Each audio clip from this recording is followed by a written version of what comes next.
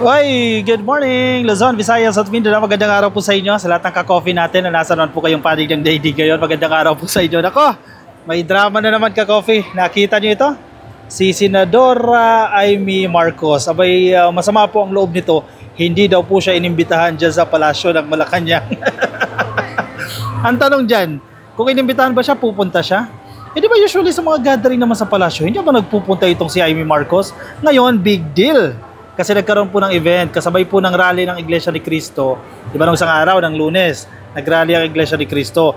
Nagkaroon po ng event dyan. Ito yung gathering po ng mga senador at ng mga may bahay nito. Ang nag-host po niyan, yan o, nakikita niyo yung litrato na yan. Oops, teka ha, medyo maliit lang yung litrato. Kung nakikita niyo po yung litrato na yan, nag-gather po dyan, nagtipon-tipon po yung mga senador at yung kanilang may bahay.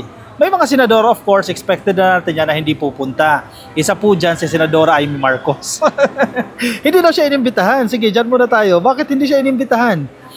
Anyway, hindi man to big deal kasi dapat noon, ang inimbitahan ka, sana tumulong ka, di ba? Pumunta ka doon, mag-cooperate ka. Pero pinapalabas kasi ni Amy Marcos na matigas siya, no? Hindi ako madidiktahan, Ganyan ang datingan nito, Hindi ko kasundo si Bongbong Marcos, hindi ko kasundo si FL dahil kaaway yan ng mga kaibigan ko, Sinong kaibigan niya? Mga Duterte. Kaibigan niya si Sara Duterte. So kung pupunta siya dyan, yung mere presence ni Amy Marcos dyan sa palasyo, baka magtampo yung kaibigan niya. Baka magtampo si Sara Duterte. So usually, hindi yan nagpupunta dyan. Pero ngayon, big deal. Bakit big deal ngayon? Big deal ngayon na hindi ka inimbitahan.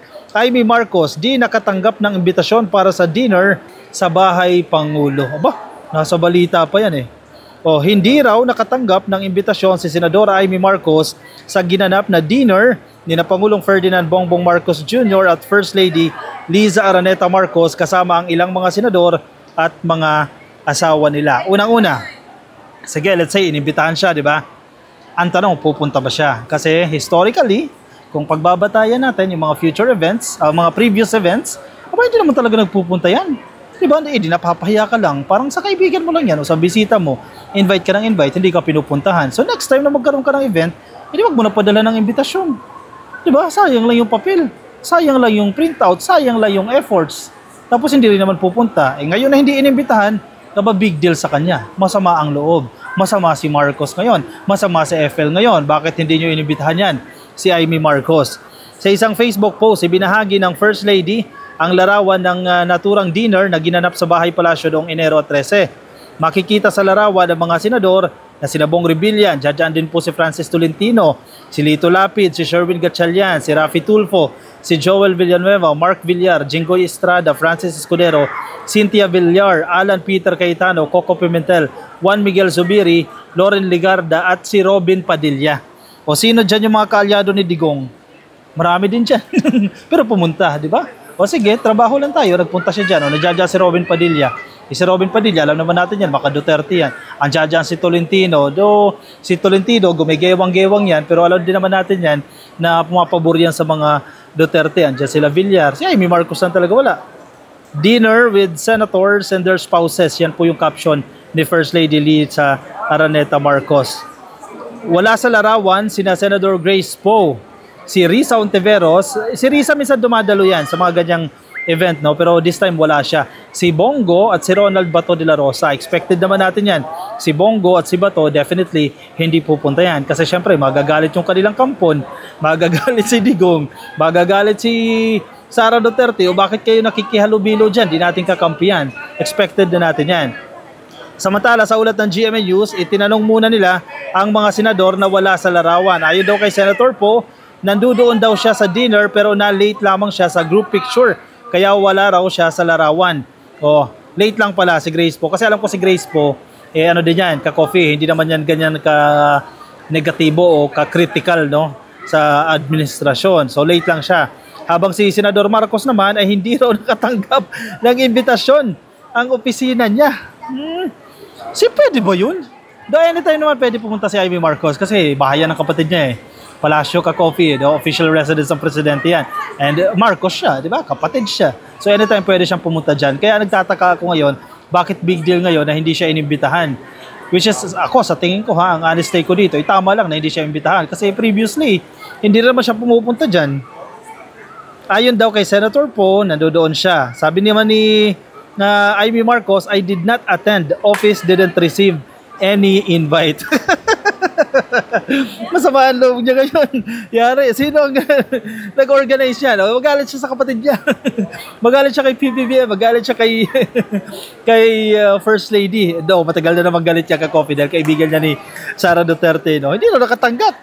Nakakatawa lang ito ha. Matatandaan noon ding Enero 13, ang araw ng pagtitipon-tipon ng mahigit 1.5 milyong miyembro ng INC sa Quirino Grandstand sa Maynila upang ipanawagan daw ang peace and unity sa bansa. Kasabay nito ang 12 sites sa iba't ibang bahagi ng bansa na nagsagawa ng INC rally.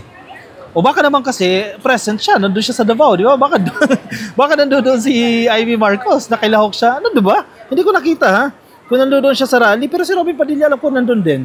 Wait lang, i-double check natin yan ha. Kasi baka nandun siya sa rally ng iglesia kaya hindi siya nakapunta o hindi siya pinadalhan.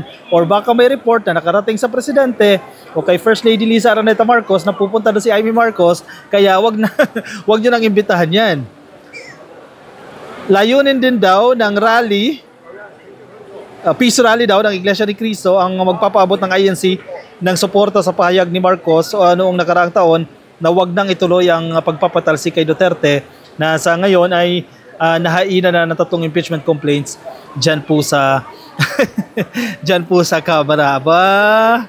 O nag-iingay lang to si Senadora dahil hindi rin naman pupunta yan eh. Kaya gumagawa ng ingay. O ito. Nakakatawa yung comment ng mga netizens eh. Ito, punta kayo dito ka-coffee. Ang nag-post nito balita. Itong art card na to ng balita, no? Tingnan niyo yung mga comment. Medyo nakakatawa po yung mga comment dyan. Sabi ng isang netizen, walang nagtatanong. Meron naman, ikaw naman eh. May nagtanong, bakit wala doon? In fact, si Senator Grace po nga tinanong, di ba? May nagtanong naman. Sabi pa ng isang netizen, drama, no more budol daw. Tama lang po sa'yo kasi mas okay ka sa ibang tao kaysa sa sarili mong kapatid. Ayun, nang real talk na. Totoo, agree. Kanino ba kumakampihan si Amy Marcos? O syempre sa mga Duterte. O sabi nga, naninimbang to sa dalawang ilog kaya ayaw ma-let go ni Amy Marcos, yung mga Duterte kasi hoping siya she's rooting for the Duterte votes. Kaya ganyan ang pinangahawakan niya O hindi ko pwedeng uwayin ng mga Duterte kasi mag-election Kailangan ko yung boto nila Kaya ganyan yan. Karma. O ba't mo nga naman iimbitahan yan? Tama lang po sa'yo kasi mas okay ka sa ibang tao. Ni-real talk na siya. At hindi lang to ka-coffee ha. Maraming event.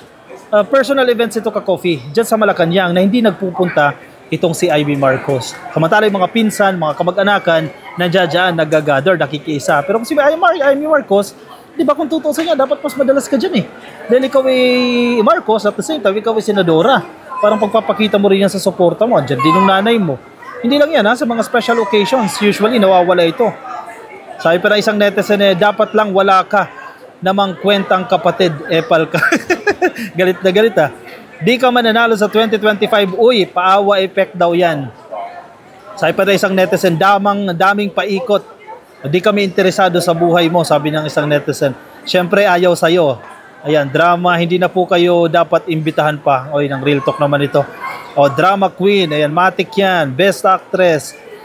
Agree ako sa mga komento na to. Unang-una, dapat ba nandiyan siya? O sige, let's say for all senators yan and their spouses. Pero nangyari na yan Hindi ito yung first time na nangyari. Ilang beses nang nangyari yan At hindi lang yan yung event niya sa Malacanang na dinadaluhan ng ibang opisyal ng gobyerno. Usually talaga, hindi pumupunta si Amy Marcos. Ngayon, na hindi siya inimbitahan, magtatampo siya. Huwag na siya magdrama-drama dyan. Kasalanan niya rin yan. At alam naman ng tao kung kanino siya sumusuporta. Diba?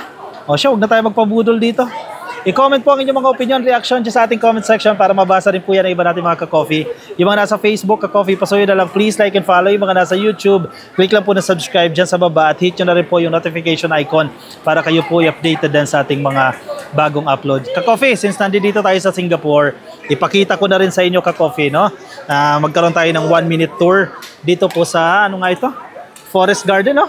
Ano nga tawag? Cloud Forest. Ayan. Ayan, Cloud Forest. O, yan, cloudy. Actually, dome siya. Ayan, dome siya. Yung itsura niya, dome talaga siya. Teka, 0.5 natin yan. Ayan, dome siya. Tapos, sa loob yung forest. O, ayan. Napakaraming turista dito ka-coffee. Malamig dito, malamig. Kasi, syempre, air condition tong lugar na to. Tapos kung makikita nyo dyan sa taas, yan, may mga turista din po dyan umaakyat. And then, grabe. Ito i-share ko na sa inyo, ka-coffee. Puntahan ko to. Orchids, yung kubo natin. Maraming kubo dito. Kubo, marami. Isa lang pala. Ito, kinuha nila yung disenyo ng kubo natin. Ito. Dito to ha. Pagpasok mo dito sa forest na ito. Yan bahay kubo yung peg nila Yan.